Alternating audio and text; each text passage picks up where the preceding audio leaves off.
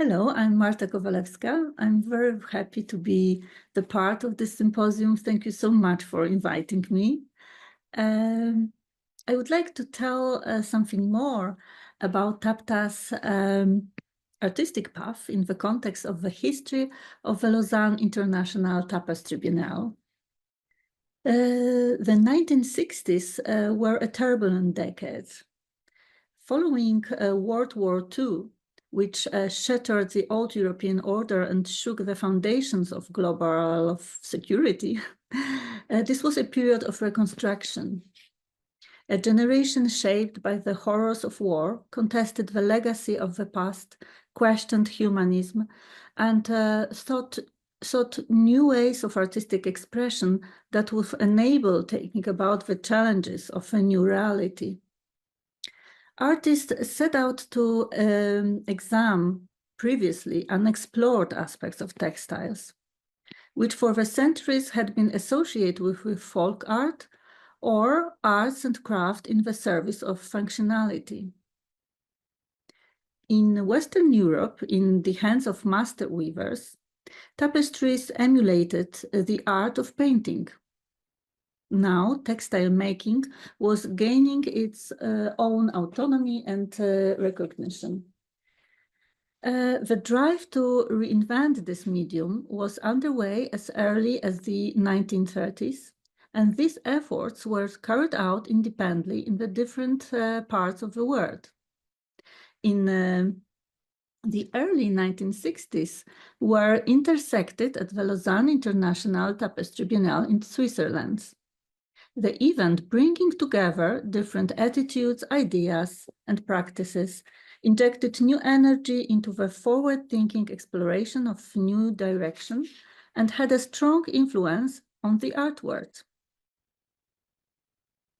This is illustrated by the artistic practice of Maria Kowalewska, known as Tapta, who exhibited during the 4th in 1969 and 10th in 1981 editions of Lausanne Biennial. Both of these occasions turned out to be milestones that shaped her career, and the artist ascribed tremendous importance to her first show in Lausanne in particular.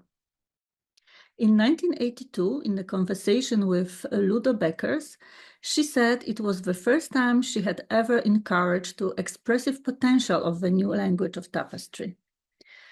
For the very first time, she felt that she was not alone in the experimental exploration in the field of textiles. In 1969, Tapta exhibited a piece entitled Three-Party Orange, which is vaguely resembles the work of American artist Leno Tawney. Tawney, from the 1950s, like Tapta, was fascinated by non-European cultures and took her inspiration from the indigenous people of South and Central America. Meanwhile, Tapta spent the entire 1950s in Congo and soak up the energy of her African art and culture. The work of both artists is similar in terms of both ideas and formal techniques. In Tapta's work, the delicate lace-like structure emphasizes the intricate weaving of individual threads, combining the logical organization of the production process with the natural ebb and flow of the thread. The piece is an interesting example of an artist seeking new outcomes by utilizing a centuries-old method. The label describes the technique as a baslice, indicating that the work was created using a traditional workshop. But in the future, Tapta would move away from that. While Three-Party Orange already hints at a new way of thinking about textiles, for example, by exposing the warp and thus revealing the structure, or by the open-wear composition. At this point, Tapta still lacked the courage to be bolder in her designs. Taking part in the Lausanne Biennial provided the impetus for Tapta to experiment, to make more powerful works. It unleashed an expressive streak. The fourth edition defined the direction of changes in the previously established language of textiles and was a field for presenting multiple versions of the medium in different parts of the world. The work presented a range from traditional flat tapestries to relief textiles with fishes and imperfections to three-dimensional composition. At the center of attention was Magdalena Abakanowicz' Red Abakan, a fully autonomous, delightfully lifelike silhouette, pulsing with intense colors, which certainly move away from the classical understanding of the medium.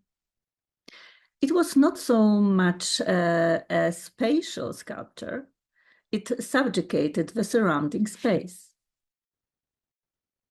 Tapta's work, unlike the monumental, powerful, and fully spatial works of Abakanowicz or Jagoda Bujic from Yugoslavia, was characterized by delicacity. At the time, artists from Central Europe went much further in expanding the possibilities of textile art.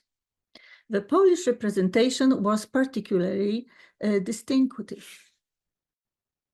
The Polish group was composed of many autonomous artists, but the forms of expression used by all of them made up a clear style that was dubbed the Polish school of textile. The most important distinctive feature included the concept of work closely linked with the creative potential of the loom, the variety of techniques and diversity of weaves, differing thickness of fibers with one work, and a sculpture-like treatment of yarn, and an approach to textile through the prism of sculpture and painting. The understanding of textile art was already shown by Polish artists at the first Biennale in 1962. Here we can see the Polish pavilion, the Polish room, and we can see works made by Jolanta Owicka, Magdalena Abakanowicz, and Wojciech Sadlej. The Polish artists whose austere aesthetic caused a stir at the first Lausanne Biennale, it was, as I mentioned, Magdalena Abakanowicz, Ada Kieszkowska, Jolanta Owicka, Wojciech Sadlej, and Anna Śledziewska were alumni of the Warsaw Academy of Fine Arts, all of them. Most importantly, however, the Polish textiles at the show demonstrates its ample, previously undiscovered potential. Interestingly, the Poles' international success was due to both the discovery of new weaving solutions and to be unique treatment of the material as an integral element of the work of art and of a poetic message.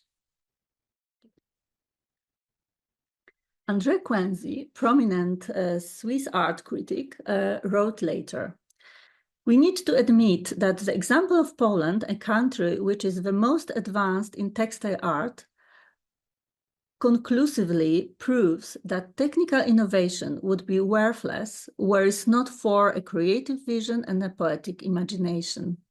It's not enough to weave on a very thick warp and use a large variety of materials to create a work of art." Kłęzy got to know the Polish art community well. After the first Biennale, she traveled with curator of Biennale, Pierre Poli, to Poland. As a result of this visit, in April 1963, he published an article with the telling title, "The Tapestry of Tomorrow was born in Poland." The success of Polish textiles in Lausanne resulted in numerous exhibitions in museums and institutions in Europe, The exhibition of a dozen Polish artists, contemporary Polish textile, organized by Biennale Commissaire Pierre Poli immediately after the first Lausanne Biennale, was presented in many European museums, including Mannheim, Dortmund, Hamburg, Düsseldorf, Cologne, Eindhoven, Arnhem, St. Gallen. Exhibitions showing the achievements of Poles in the area of artistic textile came to the Netherlands and Belgium. If only to mention the exhibition at the Palais des Beaux-Arts in Brussels in 1967. Tapta herself pointed the sources of her inspiration in African art. Shortly after her Lausanne debut, Tapta created the Wild One and the Wild One Second, both created in 1970. They shared a particular expressiveness, a fresh, newly released energy, and bringing to mind the untamed world of African nature. The stiff fibers of raw sisal resemble the fur of an archetypal animal. Similarly, they also exude the magical power of rituals that are available only to those who had been initiated. One can find some similarities between Tapta's works and Wojciech Sadley's compositions presented at the first, at 1967, and fourth, 1969 editions of Biennial. Both with loose fibers arranged against a tightly woven background. Critic and curator Danuta Wróblewska's description of Sadley's works can be applied to Tapta's pieces as well. The artist is interested in the physical aspects of matter, the thread, the weave, the elasticity, the hang of the fabric, and other spatial qualities of the object. That is one thing. His other, immaterial and perhaps not fully disclosed, fascination relates to the particular sacrum of the fabric, its magical character of a suit of armor protecting against metaphysical or physical ills. Fabric as a totem, fabric as a banner. The theme that connects both artists is the search for the sacred, only that while in Tapta's work there is a pulsing of unbridled shamanic energy, Sadler traverses the realm of contemplative spirituality.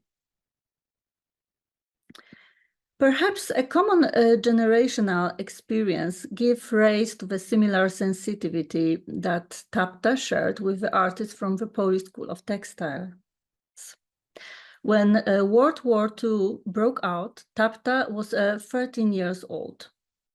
She completed her baccalaureate in secret classes, was active in the resistance, and led in the clandestine women's scout troop. During the Warsaw Uprising in 1944, her mother set up a sanitarium where Tapta, then 18 years old, tended to the wounded. Later, she worked as a liaison officer and a nurse, and after the war studied medicine for a year. The echoes of these events would resonate with the artist throughout her entire life. Quote, the images and memories of building obliterated during the Warsaw Uprising are still rattling around in my head. They made a strong impression on me, and they are still alive today. That is why I try to express something powerful, some kind of energy, unquote. During the war, Tapta tended to open wounds and later would center her art around fragile, yet strong corporeality, and would teach students how to conceptualize the space and the body. She constructed her universe to match human dimensions and invited viewers to empirically experience the materiality of her creations. When asked about the fragile nature of textile artworks, she said that they are no more fragile than others, even those made with metal. Following the war, Tapta lived and worked in Brussels. Graduating from a National School of Visual Art, textile department, in 1949. The approach to textiles in this part of Europe, as shown, for example, by the French and Belgian works presented at the Lausanne Biennale in the 60s, was still marked by the tradition on French-style tapestry, executed by skilled master weavers based on cartoons prepared by painters. As I have already mentioned, in Central Europe, the view of textile was quite different, more spontaneous, and the work themselves were often realized by the artists without any prior projects. Tapta shared a fascination for the material with Polish artists of her generation. With the wide range of materials and innovative poetics, they created a new visual language situated to expressing the anxieties of the time. Textiles offer a broad set of new meanings, including the most important one related to human destiny. After all, no other medium accompanies us from birth to death, envelopes the fragile body of the newborn, and shrouds the deaf, and opens the path to create exploration based on respect for the material realm. Tapta shared this respect. In 1977, she wrote, "My credo, think material.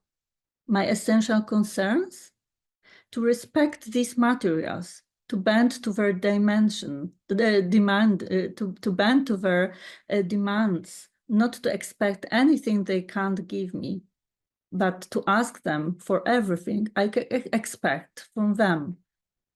The fibers, wool, linen, raw sisal, each have their own language and particular behavior that I respect the best I can." Now I would like to show you her applications, which she sent because she wanted to be a part of Biennale in Lausanne. Now we can see an application from 1971. She applied for 5th Biennale in Lausanne, and this work is quite similar to her works from this period. It's very similar to, for example, to works the white one. But in 1973, she sent its application for 6th Biennale in Lausanne, and this form, it's different. We can see how her language developed. She started to treat it textile medium, more like a sculpture. She created an object, three-dimensional object, connecting the space. So we see that she started to be more brave and started to make more monumental works. She created new words, spaces that one could be invited to enter and take shelter in. First came the cocoons, levitating intimate spheres resembling a nest spun from cotton cords. Thanks to their flexibility and lack of grounding, these distinctly organic forms were in a state of continual flux. we can see the view from exhibition in Museum Sush. In next step, we can see the work titled Tent for Chatting. The ropes used by the artist are not placed directly next to each other, but they are separated by small gaps, thus creating an inviting open space that encourages integration and conversation, exchange of ideas, and a sense of calm. While the cocoons suspended above the ground evoke the safety of mother's womb, Tent of Chatting encourage viewers to fully experience the artwork, to step out of the rule of passive observer, to explore the space.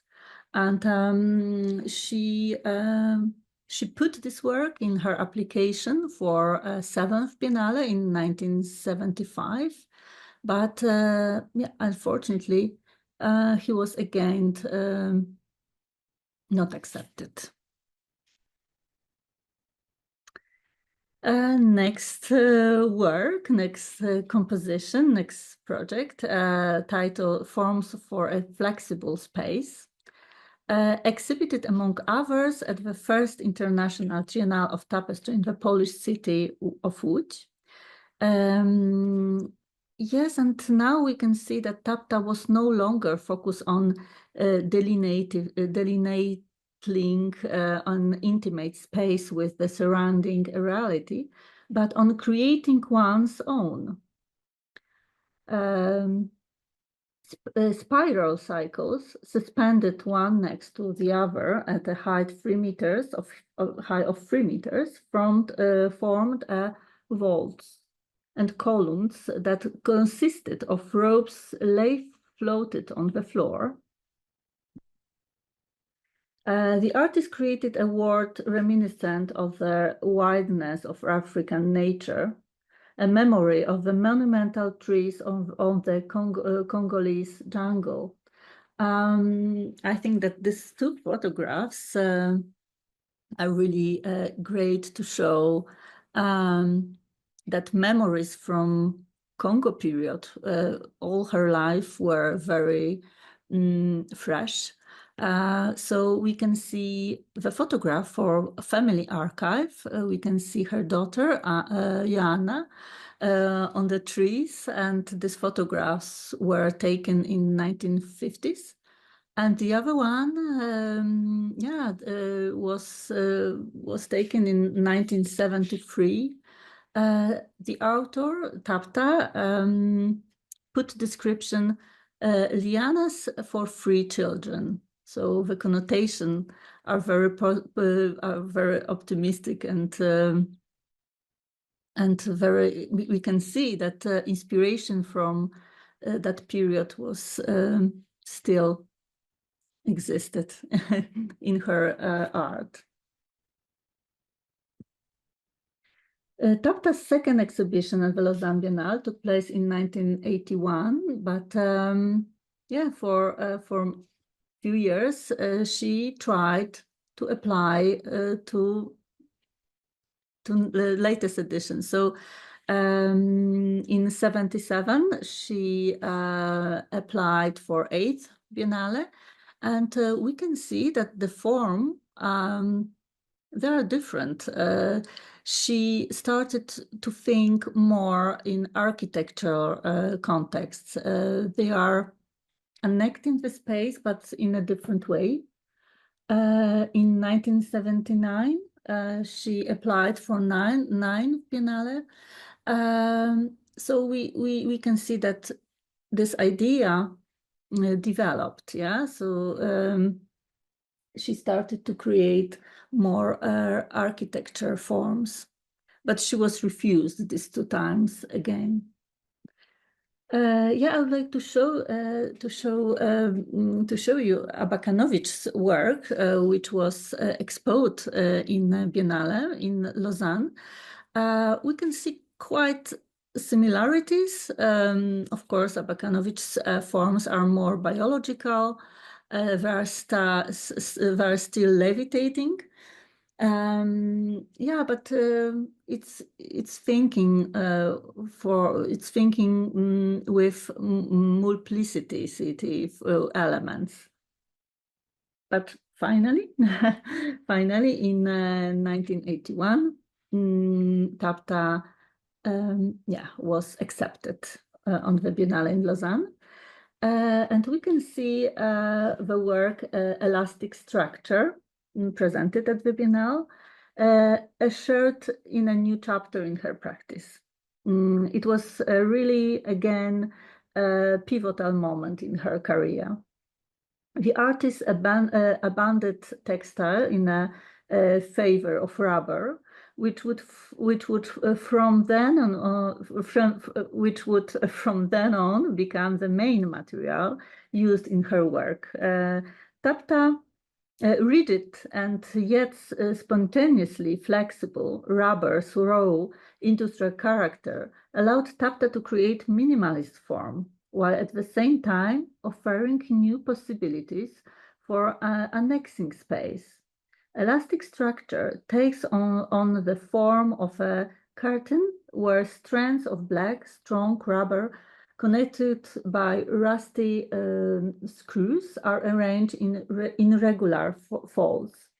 The monumental piece stands 4.5 meters tall and stretches 5.5 meters in length. It constitutes an entry point into other areas of visuality and exploration of space. Elastic structure is an interesting example of the artist crossing the crossing the boundaries of discipline and abandoning one matter in order to explore the potential of another. In an interview with Wiesława Wierzchowska, Tapta said, I rejected fabric because there is always a decorative side to it, and I don't appreciate that. Indeed, her later sculpture works exude austerity and a quest for the ultimate perfection of form. Was the decorative aspect the only reason for this shift? The 1980s and 1990s were a time when the formula for experimentation in the field of textiles was running out of steam. The group of avant-garde artists who first introduced the medium of textiles into cutting-edge art institutions, such as New York's Museum of Modern Art, observe a growing divide with disappointment. Magdalena Bakanowicz wrote, I watched in astonishment as I balanced between categorizes. At the Tapestry Biennial in Lausanne, every object was a tapestry, even my wood wheel with rope. And when I exhibited the same work at the National Gallery in Berlin next to Joseph Beuys, it was suddenly no longer a textile-based work of art, but an object.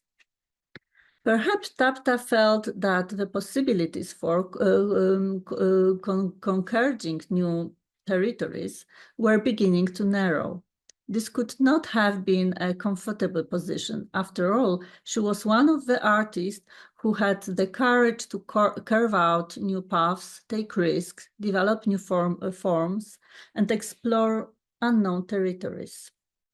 Within the constraining context of categorization, she pursued the need to break down disciplinary boundaries and began to explore areas far removed from the discipline of definition of textiles.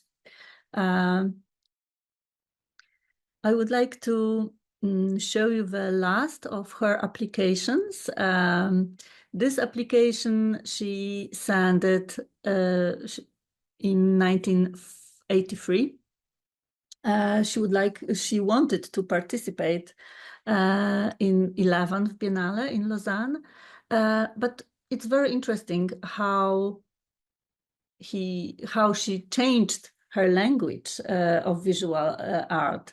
we can see that she started to work with space. She started to annex the space. She worked more like an architect. So it's very important how she changed the direction of her visual language. I would like to say thank you for Megali Ginette, the director of Tom's Poly Foundation, for sharing all her application because it's interesting to see and how her language develop and her determination, I think. So thank you so much.